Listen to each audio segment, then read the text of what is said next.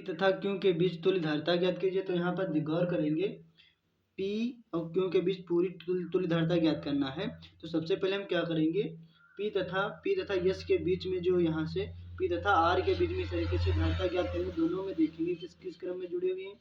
ये जो 1 माइक्रोफैरड और ये 1 माइक्रोफैरड, ये जो जुड़े हुए हैं, ये जुड़े हुए हैं किस क्रम में, समांतर क्रम में जुड़े हुए हैं। किस क्रम में जुड़े हुए हैं, समांतर क्रम में। तो यहाँ पास लिखेंगे क्या, यहाँ पास लिखेंगे पी तथा आर, पी तथा आर किस क्रम में जुड़े हुए हैं। तो ये जुड़े हुए हैं समांतर क्रम में। किस क्रम में, समांतर क्रम में जुड़े हुए हैं। समांतर क्रम में जुड़े हुए हैं। समांतर क्रम का फार्मूला क्या होता है, सी बराबर होता है C1 प्लस C2। तो C1 का भी 1 माइक्रोफैरड है और C2 का भी मान 1 माइक्रोफैरड जुड़ जाएगा। कितना हो जाएगा, 2 माइक्रोफैरड। ये क्या आ जाएगा, संधारित्र आ जाएगा। तो यहाँ पास किया, ये निकल के जो संधारित्र ये किस क्रम में जुड़ गया है, ये जो जुड़ा हुआ है 1 माइक्रोफैरड और 1 माइक्रोफैरड किस क्रम में जुड़े हुए हैं, ये जो जुड़े हुए हैं समांतर क्रम में जुड़े हुए हैं। किस क्रम में जुड़े हुए हैं, समांतर क्रम में जुड़े हुए हैं। उसके बाद हम क्या करेंगे, जो समांतर क्रम में जुड़े हुए हैं, अगला जो डायग्राम देखेंगे उस डायग्राम को बनाएंगे इस तरीके से। यहाँ पास ये कितना माइक्रोफैरड आ गया है, 2 माइक्रोफैरड आ गया। उसके बाद अगला जो संधारित्र जुड़े हुए हैं, एक जुड़ा हुआ है कितना माइक्रोफैरड का जुड़ा हुआ है, अगला जो माइक्रोफैरड का जुड़ा हुआ है यहाँ पास वो जुड़ा हुआ है 1 माइक्रोफैरड से जुड़ा हुआ है संधारित्र। इस तरीके से जुड़ा हुआ है यहाँ पास। और यहाँ जो माइक्रोफैरड जुड़ा हुआ है वो कितना माइक्रोफैरड है, वो जो जुड़ा हुआ है 2 माइक्रोफैरड जुड़ा हुआ है। इनके बीच क्या करना है, धारिता क्यों ज्ञात करना है, क्या ज्ञात करना है, यहाँ पर नाम दे देंगे यहाँ पर पी यस, इनके बीच की तुल्य धारिता हमको क्या मिल जाए, ज्ञात करना है। अब देखेंगे जो ये किस क्रम में जुड़े हुए हैं और ये दोनों जो जुड़े हुए हैं, ये 2 माइक्रोफैरड और ये 1 माइक्रोफैरड, 2 माइक्रोफैरड और 1 माइक्रोफैरड, ये किस क्रम में जुड़े हुए हैं, ये श्रेणी क्रम में जुड़े हुए हैं। देखो यहाँ से जो ये जुड़े हुए हैं किस क्रम में जुड़े, ये श्रेणी क्रम में जुड़े, सीधे जुड़े हुए हैं। इस तरीके से संधारित्र में किस क्रम में जुड़े हुए हैं, श्रेणी क्रम में जुड़े हुए हैं।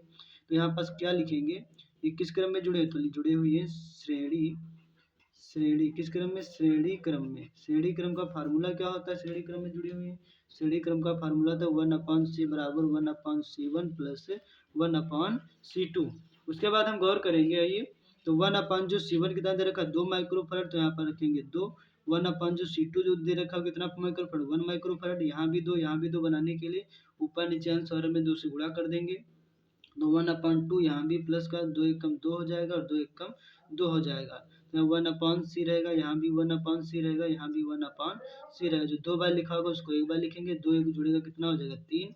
और इसको पढ़ देंगे, सी का मान ज्ञात करें संधारित्र, तो सी बराबर हो जाएगा 2/3। कितना हो जाएगा, तो 2/3 हो जाएगा माइक्रोफैरड। ये हमारी क्या अगली संधारित्र का जो मान आ जाएगा, ये जो अगला संधारित्र का मान आ गया। अब देखो आप देखो अगला जो देखेंगे किस क्रम में जुड़ा हुआ। अब ये डायग्राम जो अगला जुड़ेगा, अब ये दोनों किस क्रम में जुड़ गए हैं। अब देखो ये 2 माइक्रोफैरड 1 माइक्रोफैरड मिलकर के कितने माइक्रोफैरड का बन गया, 2/3 माइक्रोफैरड बन गया। कितने माइक्रोफैरड बन गया, 2/3 में। अब इसका जो डायग्राम बनेगा, जो स्ट्रक्चर बनेगा वो कुछ इस तरीके से बनेगा। इस माइक्रोफैरड यहाँ भी लगा होगा इस तरीके से, यहाँ भी माइक्रोफैरड लगा होगा, यहाँ संधारित्र जुड़ी इस तरीके से जुड़ा होगा।